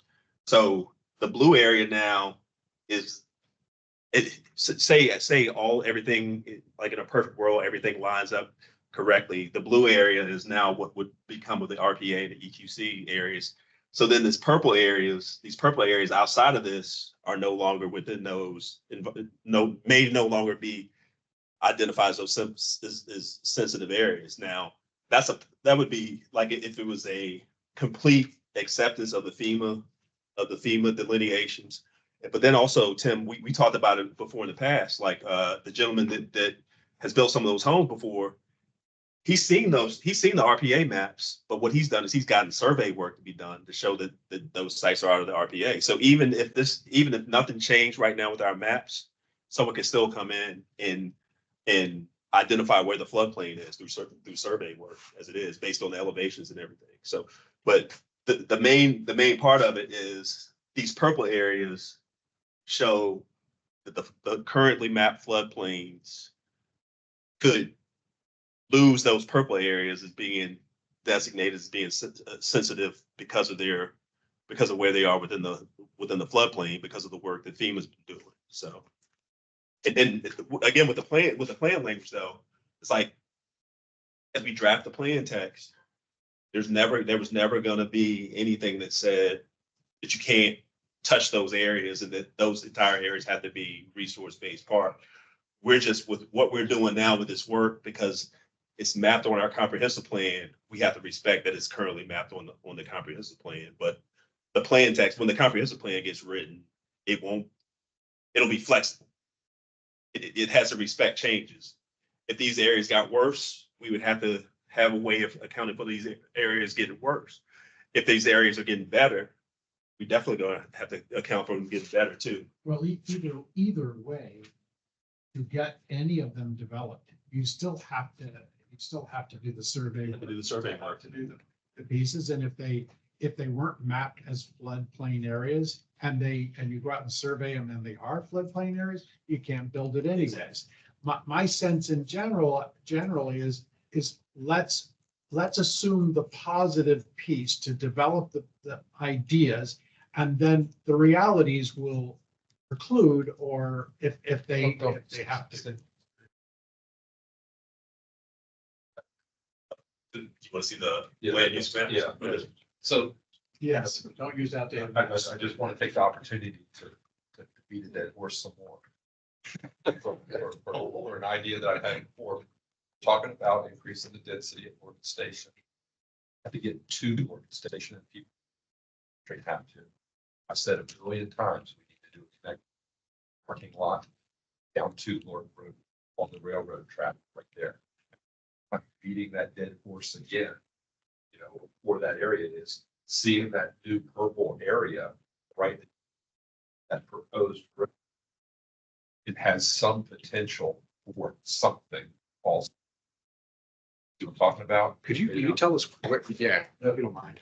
Sure. I can be your point. You tell me that's something. Next, I've said 10 times is connect to the parking lot at the VRE to Lorton Road right through here. So the people getting to the VRE don't have to go here. So they can go right off 95, right from Lorton Road here, up here into the back of the parking lot. With these now significantly larger areas, remember this used to all be blue. There's nothing really you could do there. Well, there's a pretty big block now that you actually could do something, some sort of road frontage, something that helps that idea, I think. That would be great. I don't see it. No, I have said it at least. I agree. And I mean, to Tim Sargent's point on the metro, I mean, you took one VRE stop and you're at the Springfield station where you can just walk. I mean, it's a learning issue too. It's very easy to get to metro from the VRE. It just doesn't run frequently enough. Yet. We'll take it up with Tom and so we'll run it by some folks. I will say this, and I don't mean. Well, we're going to be talking about transportation the next meeting, right? Exactly, yeah. Right, Tom? The next one where we're going to be talking about it next, if we need to have a subsequent meeting about density and that sort of thing, I think. About which it is. Yeah, then we'll need to do that stuff. I'm sure we want input on the transportation part of it, since we're the ones that drive the train. Well, there's that, yes. And what the task force will definitely talk about transportation, for sure. We just don't know if it'll be the next week because there's gonna be a lot of us that, but we have to complete this part. Then there's gonna be a lot of work that Tom's team has to do to catch up with this part. So are we clear on the densities? We answered the density question. There was The task force. There was two questions that I had actually regarding some of the input. Can you go back to the. Okay, so one of them, I heard some discussion about the Wildwood neighborhood. That's how, at least what I refer to it as, Wildwood neighborhood. So there's 31 homes there. The adopted comp plan has a redevelopment. This is kind of what we're describing with the 2,900, so to speak. So there's already a comp plan with 232 units loaded into it. Oh, okay. With the vision, we're not proposing a change with this iteration. Now, this is a question for the group, which is, a portion of it, especially along Lorton Road, is absolutely within that quarter mile that we would otherwise, if this was a blank slate site, we would probably otherwise recommend for increased density. This was our first iteration at it, just kind of been thinking that this is an established neighborhood, not likely to change. So I guess the question is, for the purposes, not necessarily of the plan amendment yet, we can put a pin in that for a little bit, but for the purposes of the study and the purposes of doing the transportation analysis based on a maximum density scenario, not the final product necessarily, but to keep that idea alive, what does the task force think about a portion of that becoming red and becoming kind of that mixed use option with increased density? So I'm just throwing it out there because that's a change relative to our assumptions, but it may be too much, maybe too little, but. It's a good question and I've looked at that as well. And I think if you were able to do any of that with Wildwood, it probably would be in the first few, the front end part. As further in, it's been already developing fairly nice homes. It's a very stable, nice neighborhood. And I don't see, and I'm not even sure, it feels like that might be something at a later date that somebody may come back later and once the town was really, you had something going that somebody came in, but it seems like it's a hard push and it would be disruptive for, What would be the downside of doing the opportunity? Did you say the number? 31 to 200? That's where they are, the current comprehensive plan. To bump it to 300 or something like that. Why would you have that opportunity and let them decide? it wouldn't do anything. First of all, to take it from 232 current to 300. Worth the effort? Well, it's not, it's 30. So No, it's it's 230 is the current existing density opportunity already. And I think that's actually pretty tempting already. I'm trying to make it a little sweeter. Well, if you're gonna make it sweeter, you'd have to make it a lot sweeter to make it. Density range? What's a lot sweeter? I just don't see it taking place at all, and I think it's could be disruptive on that level of a neighborhood at this point. I think if you were gonna really do it, then you would consider that to be something that would resemble, transect levels, probably 3 or I would just not a 4, but to at least probably a 3. give them opportunity. They're clearly the lowest density for everything that surrounds them before we even bump the density. So I almost think it's unfair not to give them the opportunity to. So since Catherine lives there, if I could pose the question like this, 232, I would assume are townhomes that are similar to the surrounding townhomes that are just north of there. Number one, I get with the density because it's on the train tracks and it's already kind of more of a commercial area to begin with. But what would existing 31 area or yellow area, how dense would you want to go see that be above townhomes to multi-floor buildings? I mean, like, I think right in there now, Tim is right. There's some older homes. Mhm. It's actually single family homes on like quarter-acre lots. And there's some that are really pretty nice. As you go further back, and even on the edge of Lorton Road, there's some Mhm. nice ones that we pass by. My personal opinion, I'm kind of for transforming this town and really making it happen. So I guess I don't know this stuff. I'm a novice, but I would say go up. I'd love to see, I know my neighbors moved there for access to the VRE. Many people that move there are single or dual income, no kids. They're looking for that kind of lifestyle. I think that's compatible. I would guess if we're going around the circle here, my personal opinion would be if you're close to Gunston Plaza, close to Lorton Road, there's an opportunity for that. But as you get further in, I think the residents who live right above the yellow are not going to be wanting to look at a large building outside their door. And it would be better off or more appropriate to have a similar density such as townhomes that are up there that probably equals, without doing the math, equals more like the 232. But there's maybe some opportunity along the frontage, but then you still have those kind of newer single family homes that got one strip kind of placed in there.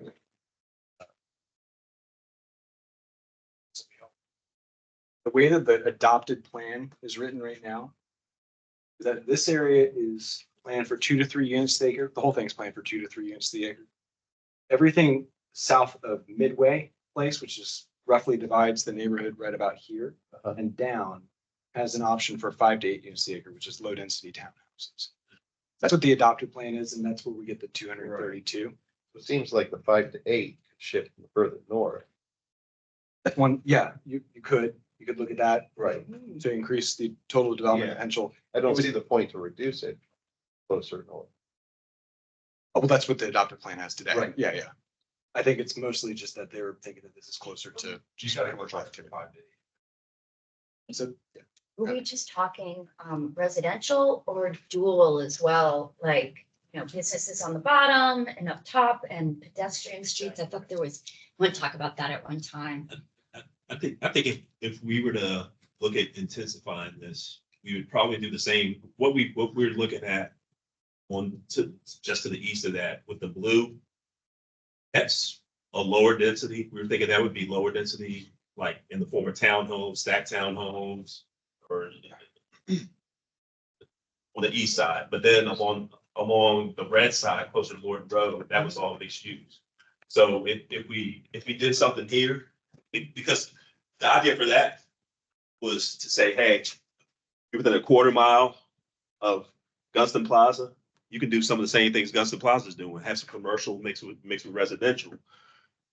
Then here, you want to start transitioning to these lower density homes and have that transition between what you're doing right along Lorton Road into there. So, I mean, if the community was in for it, if the people who live here were in for it, the same way that it currently says they could go to a higher density now, we would probably say somewhere within that quarter mile would be allowed to do mixed use as well, because with that, you want Lorton Road to be your main street. You're framing two sides of Lorton Road now with that mixed use feeling that you're looking for. So that's because my hip was locking up on me, but what I was wondering is, I noticed curiously that none of this area has been outlined in another color. And I mean, to me, that's Condo Canyon. That's where, you know, your 4 to 5 story and with residential and commercial within that, even a business within that is perfect, because exactly what you were saying, you don't want to wake up here and look out at tall buildings. But within that, and the access, going back to access to the VRE, going back to the plan, the Virginia Railway plan for hourly trains and things like that, that transforms that whole area and dramatically increases the density and number of people. And that still is walkable here. That's not, to me, a horrible. Now, when you get down here and we, with our latest gift in industrial use here on Gunston Cove Road, to look at this more along the lines of a residential and commercial use as well, trying to pull that back in. And, you know, that's not a crazy idea of the connector road. That's not for a long time I said it was, but now I'm not so sure it isn't. But to me, you have to come back to, what's the definition of the creek bed? What is that draw? Is that a park? Is that a connection point? Am I using the pathways on that to get to Gunston Plaza? Am I using that to connect to the community center here? I don't understand what that is yet. And the width of it, I look at the San Antonio River Walk, that's not hundreds of acres wide. So I guess I'm trying to move forward, because at one time we talked an awful lot about that as a defining characteristic of the town center. And is that a unifier or is that a divider? So is number one, are we only talking about kind of the parking lot? I mean, I guess I was looking at it as number one. Really, I would think, much what Dale was saying, you're including kind of all of that, Yeah, kind of all of that. Thing that kind of, All of that, I don't want to say failed, but underperforming. all of that. So right now, what we've been looking at for just the VRE parking lots, which is different from the Lorton Station parking lot. It sounds like what Dale, what I heard, it sounds like you're saying for area number one, look also at the existing parking lots for Lorton Station for infill potential. And what else is the existing building? A really clever new parking area adjacent to Fairfax Corner that I've seen, the way it was developed, the way the bus transportation connection, multiple. It's not going just one with the old, you're going to the Pentagon. I mean, that was really very smartly designed, and its concept is, it's all about linkage and connection there. So I'm not understanding why there isn't that being planned into that in order to save all of that space, parking space, and reutilize that as density to help to drive some of that 2,800 number. Without having to encroach into the existing number, 31 adopted CP 232. I don't see that changing dramatically. I agree with Catherine. I wish it would, if I was living across the street, but. I could say we pulled a lot of that other parking lot out of there because the parking lot identified as number one is county ownership. And the other parking lots are owned by a condominium association that includes all those commercial buildings, all those doctors' offices, and all those, all the residential as well. And every unit that's in there is within a condominium association. And that was what we learned from our consultants when they did the outreach to the management companies who managed there. So it was just an understanding that that's if we're talking about having a comprehensive plan where you really have to talk to the people, control the land before you make land use changes. And you're talking to over 100 different entities, and some of them are single residential unit owners, and then some of them are commercial owners. And then you have to talk to them about redeveloping that part of the park. One question. Do you have any data at this point on BRE ridership? I'm wondering what the decline in the office market to the north, how that might be influencing BRE's plans for the future in terms of how many trains there, how the ridership looks. I don't know, Tom. Yeah, but it's just something to put on the list to see. Because a lot of what we're talking about is mobility. BRE has a role here. So if there's a dense passenger, if it's not, that's great. But given the fact, remember riding BRE, a lot of office workers on those trains heading north. They weren't just going to DC, they were going to Alexandria, they were going, something.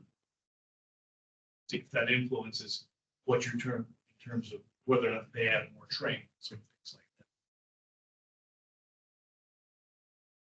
Take a look at it. One thing I wanted to kind of draw your attention to also is this area here. There's, I think, 2 fuel stations here.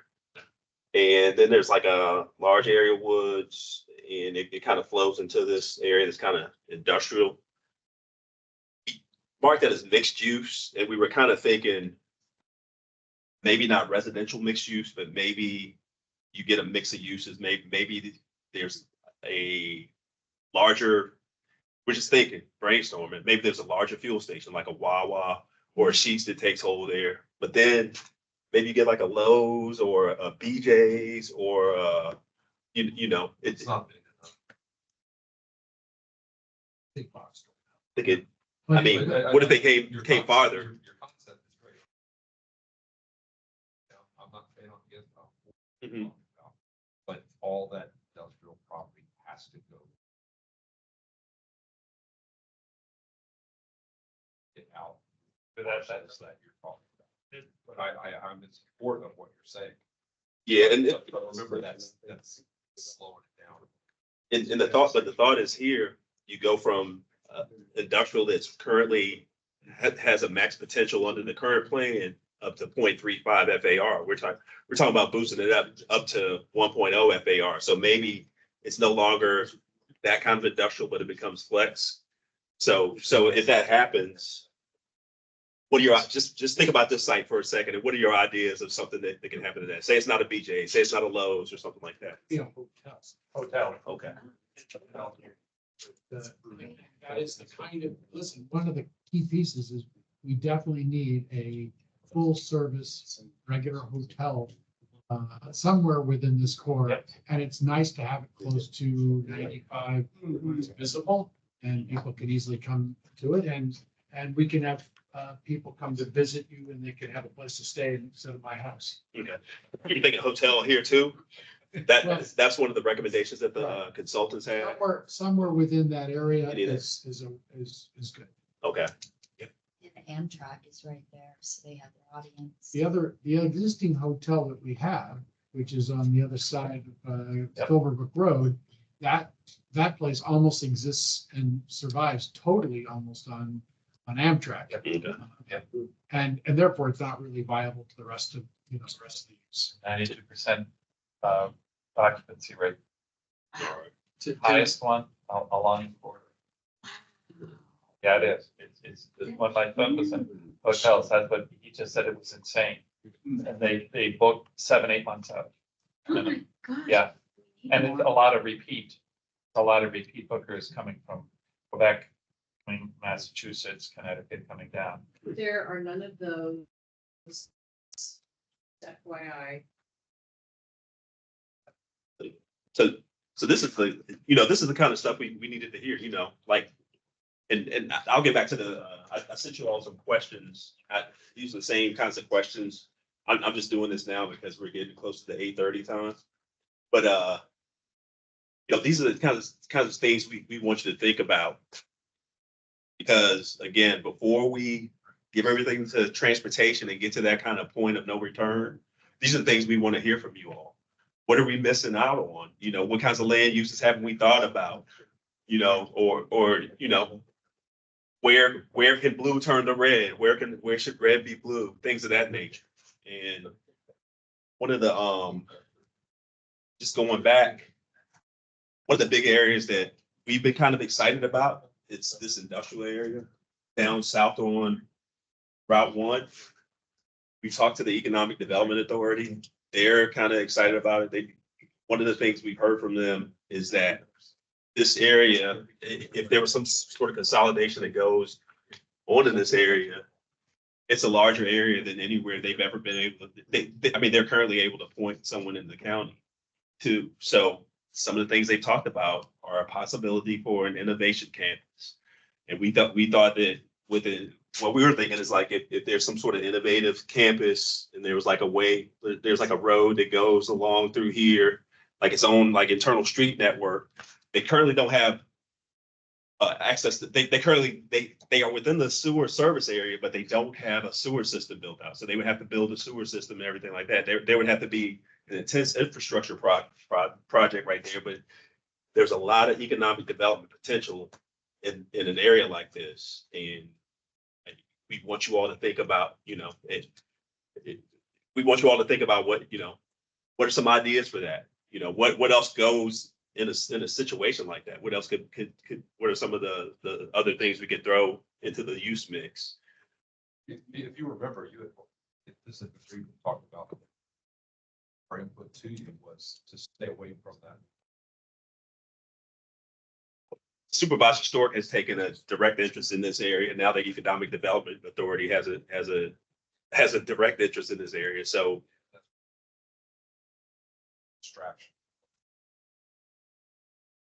I can tell you we're looking at this area right now because Supervisor Stork has. Steve, but Linwood, but we're not looking at this for residential or kind of mixed use. This is the core area. I'm not saying everything you're saying is not true.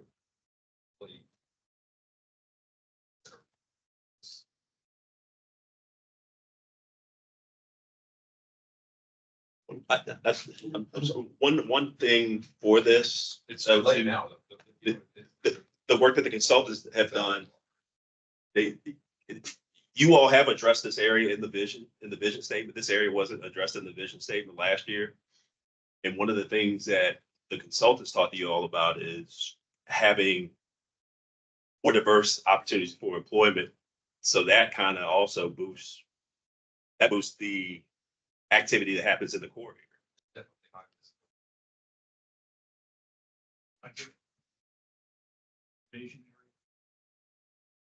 They said that they could kind of see it being in the future being an innovation campus. So I think they talked about how close we are to the, all the defense work that happens out of DC, and then other, there's a lot of other things, a lot of innovative technologies that they can see happening here.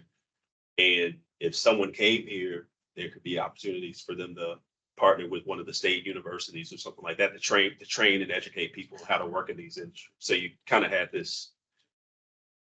Just a highly fearful comment. Mhm. You're along Route 1.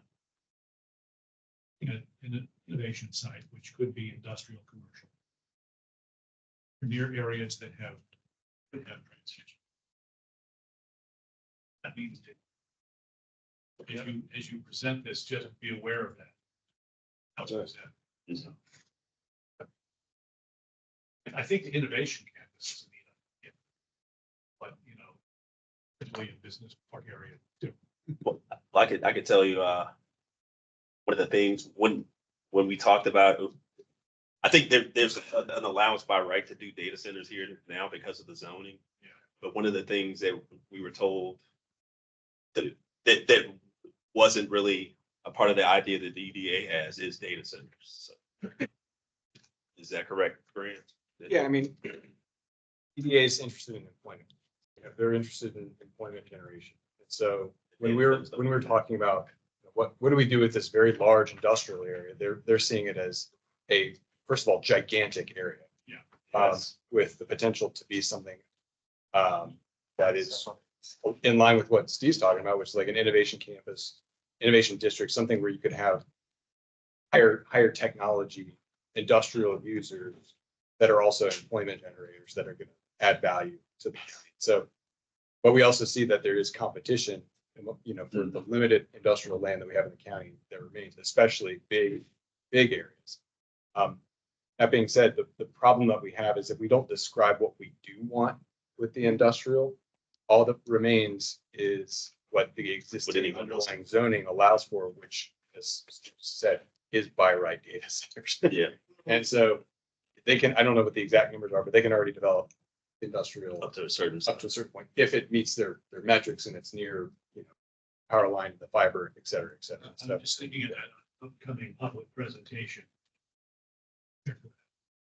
Yeah, and that's one of the things that the vision that you've set out, it talks about job creation, it talks about employment generation, it talks about innovative industries that do those things. With the plan, we're adding an option. We wouldn't say that data centers can't go here, but we would be saying that you can go above the baseline of that 0.35 FAR if you do all those things that you all said you wanted in the vision. So You let me know. you tell us how it goes. Yeah, how it's So, go. I'll also caution you, a data center Page 28.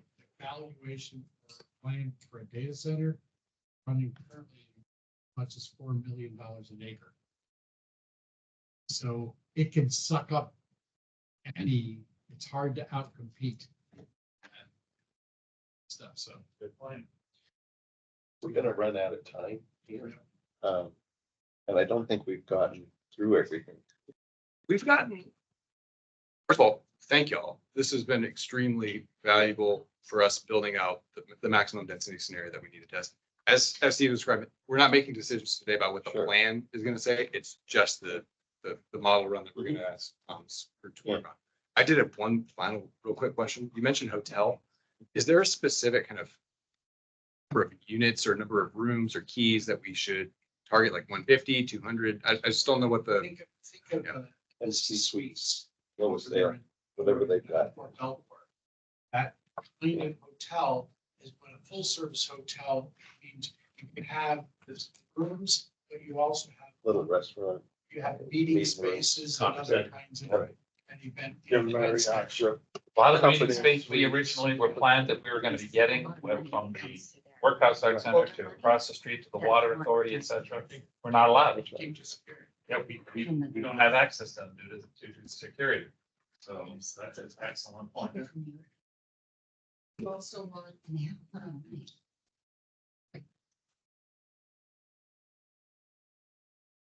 is I'd like to. Tim would like one. I don't think I thought that far into it as much as what they have on there. I don't even know if Embassy Suites has a swimming pool or doesn't have a swimming pool. I think just in general, we want to make sure we don't have a limited hotels. We want to have a real regular sort of hotel. Things to do. I think it would be interesting to look at the booking rate of the Embassy Suites at, right across from the field. Not really the most ideal place, idyllic setting. But every time I've gone by there, that parking lot's full. They're, Always. they're comparable to the one up here. Yes. But We got the But Hilton. they have the listings. also keep in mind, and Stephen and Graham mentioned it. You gotta know what's happening just slightly south of us in Woodbridge, North Woodbridge. I mean, outside my office, every day I turn around, there's another 300 or 400 units being built up. And again, if they built up and they create the actions and the activities and the amenities there, then it's going to be harder for them to be located here. So because people will go, well, I already have a site over here. Yep. One other comment is we look at this density in the greater Wharton area. Something to plan for in terms of questions or concerns is the intersection down from about 23, coming down Silverbrook to get to 5. That's a busy place now. The traffic, how does that impact or not impact that intersection? Because it's real busy and backed up now. Adding this much more density, all the folks coming north to south, rest of Fairfax County to get to 90. 219. About the intersection on 126 Suites. Yeah, where you come down from, Thank you. down through here to get to. Outside of our study area, we didn't really. Well, it's got a lot of traffic, so it may be a question you get as you get residents farther. Don't be scared, sure. Can we just go back to the slide we were on with the red? Keep it back. Number 2 there. I mean, you've got 1,300 on number 3, but only 730 on number Yeah. 2. That's way low. What we're really trying to create is a draw from 3 to 2. And 2 to 3, I can see you're going from 2 to 3 because there's more happening down there. But if we're trying to create that, it's to offer that kind of connectivity when we're talking about, weight bumping up our number 1. Yep. Number 3, I think we've got a consensus that density would be higher than this. There, or number 3 is the. We've hit it. You've hit it spot on that. Number 1, we need higher. I guess I'm trying to just envision the corridor walkability. We've talked about having kind of a median, some, trees, plantings, and something to draw you, in between those two. Should number 2 be a higher? One of the reasons we didn't push number 2, well, there's this whole thing of competition. And when you think about what's happening on Richmond Highway Mhm. and the future BRT, things of that nature, we had that one higher. And you didn't really want to have the other one detract away from that, especially since it's not going to have BRT. It's only on that one road, of Gordon Road. But the other thing that was talked about from the consultants is there's still going to be a need for places that are more convenient for people who are passing through and getting off the highway to come there. And what you don't want, it's like if you are driving past Tyson's and you need to get gas, or you not even gas, you just want to stop and grab a quick bite to eat. You're not going to go getting into the mix of this big mixed use place and find a place to park amongst thousands of cars and then have to fight through crowds in a mall-like setting and then get back on the highway. So that this area was going to be more of a community serving in a more kind of regional serving area. That was the kind of idea about that. But if you want to push it up, we can definitely look at pushing it up. So I get that as far as like the commercial goes, but I mean, we're talking number of residential units, right? Mhm. So if you're talking about the residential, is the theory then to keep number two less residential or more commercial, and then have more of the higher commercial entities? Maybe we could, The number two, I mean, we're just focusing on the number of residents. bit of a transect model, because I think that shows the, The heat, the real heat. yeah. Mhm. But this is how we had described it with, well, Renaissance did the image on the left, as y'all are aware, Mhm. with that center quarter mile, half mile kind of ascending density limit. So the 3.0, there is kind of something strategic about 3.0 and hitting that somewhere within Lorton, which is that you could potentially talk about revitalization district status long term. If y'all are interested in Lorton Marketplace, I mean, we've heard you on Lorton Station Town Center and looking at both Mhm. geographically expanding the study area to look at the condo parking, Which ups those numbers. which ups For the number numbers. one. And we could also. And then we got this orphan child over here. So it puts into question the need for having two that are at a 3.0 FAR, but keeping Lorton Marketplace at a lesser density. So if we're not interested in just having that one node of 3.0 and would rather that be kind of have other sites have something approaching that, Mhm. we can run the numbers. Just keep in mind that. Talk about stuff. We're talking about a walkable community in the center, stuff like Yeah. that. But it's surrounded with lots of low density that there is not the option to have to get into your car.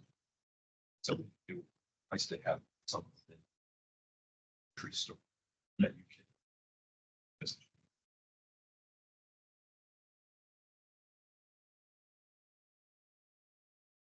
So They currently do, but I mean, just having been down in Florida with a daughter who's 30, she doesn't go to the store. No. You know, Walmart delivers her groceries to her. And I saw that happening all over the place, and it's happening more and more in my neighborhood. I hear you, but I also know sometimes I just want to get out of the house and go do something. Oh, I get it. So Yeah. I should wait to- But I think in the end, you know, we're going to be the minority of people. And that, you know, when we're talking 2040, I'm not sure how old you'll be, but I'll how old I'll be. Probably won't pass me. Right. And for the future generations and that age group, you know, look at a hotel. doing things is very different.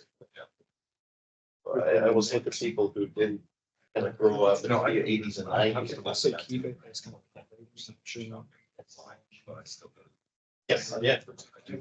But it's, I mean, you look at parking lots now, and there's so more, they're so underused compared to what they were. People aren't going to the stores, they don't have to follow us to shop right now. Every place they're in and they're at, so wrong. To the other places. I think we're supposed to be. Sure, you can have that. So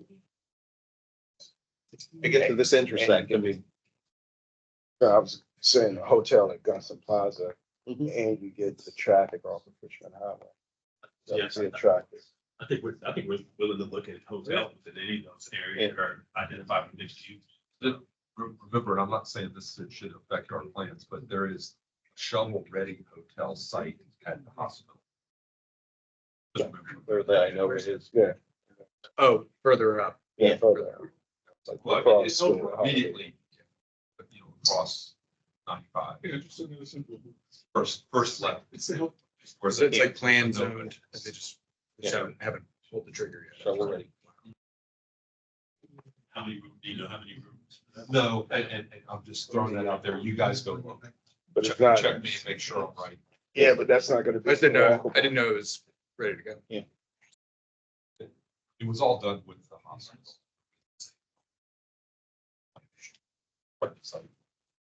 You wanna set up next meeting now? Or- We're never gonna build a hotel there. We've got a couple ideas. I mean, this has been overdue, I fully admit, but then also extremely helpful just to make sure that we don't go too far down a path. Where we have fully fleshed it out. So this has been extremely helpful. I guess there's two things we could do. One is, I think it sounds like most of the rest of this could be just confirmed over email, unless we'd like to have a subsequent discussion about it. We could do either or both. Think bold is what I would say. Think bold. And again, try to make sure that you're creating not a node and a node and a node, but a community that exists together. And that's the main task. You know, if you come up a little bit too high. Yep. Trust me, Lyndon's gonna tell you. Well, well. And others, and others will too. I don't think we're way off. So full disclosure, I shall never like your word. Okay. Opposed to bold, so, you know, I'm for bold. We're for bold too. The first time To answer your first question. Yeah. We need to discuss. That's, you know, we need to discuss that. So have a meeting. The first time I heard bold, I was afraid, but then when we started writing that stuff. No, but look, when I started reading that history of Lorton and the comprehensive plan, and I started saying, well, hey, just thinking mixed use is bold for Lorton. Yes. So that's the jumping off point. Thinking about this mixed use plan, think about some taller buildings. That's bold right there. Now, this conversation we're having, this is really where we go from saying, hey, this is the maximum potential to start saying, hey, this is what really makes sense when we start. This is what I was talking about when we start writing the plan text, because we're gonna have to write the plan text, and then we're gonna have to say, hey, well, this is what we heard from you. This is why we're doing this here. This is why we're doing this here, and tell us how it comes together.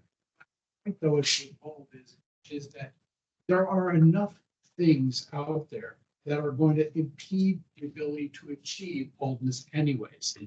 I don't want it to be our own thinking. So let's think big. The county, the water authority, the sewer lines, all the infrastructure, the transportation, all those things will interfere and will undermine those pieces of forest on our own. You know, so, but we don't need to don't start by limiting ourselves to begin with. That's all. Okay. One suggestion, we could put together some edits and then regroup when the task force chairs are ready for it. And I ideally would love to be able to get it done before the August recess so we can send the CFT team, you know, some numbers to run with. Just look great. Thank you. All right. Thank you. Get out. Thanks, man.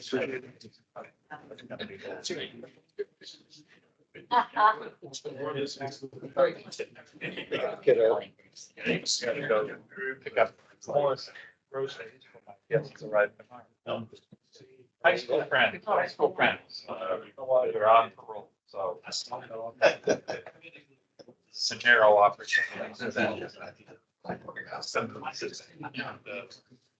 I need to go. Trying to get Senator to. That's my cousin. Yeah.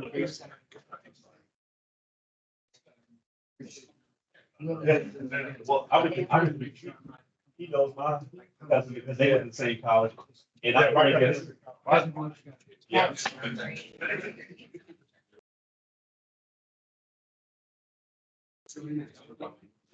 Oh, yeah. That's under. Yeah,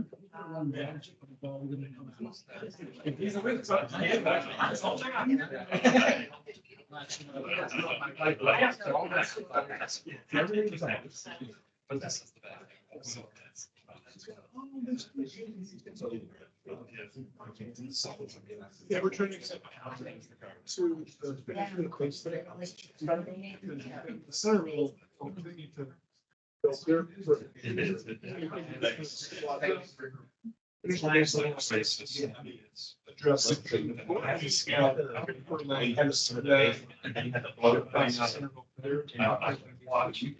found to see that easy. So I said, No. I gotta worry about that. I'm the only one.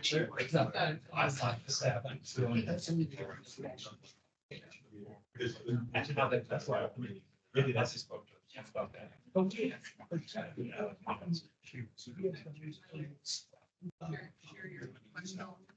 And I watched the primer. Then presented by the. Yes. But it's down to the figures. Jesus. No, absolutely, no.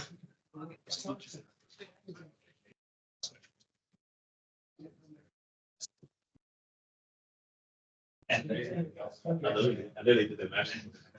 are we going on? And seems to tell you. 20 years. I need to go back and see it.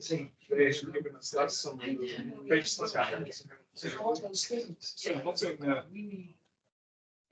land use card? The model is understanding. That's true. I'm hoping that they're on. But you're just like. One thing that you.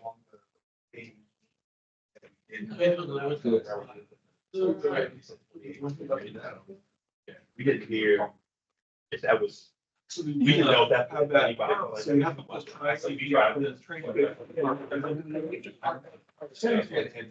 Yeah. Good evening, gentlemen. Thank you.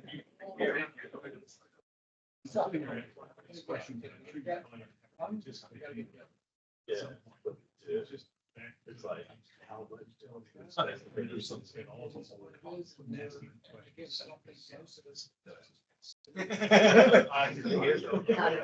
I get just. You're welcome, thank you. But again, the one thing on a parks.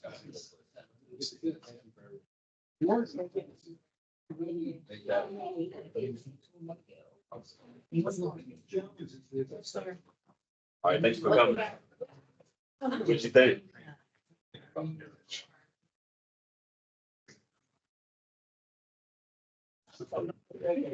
Oh, yeah.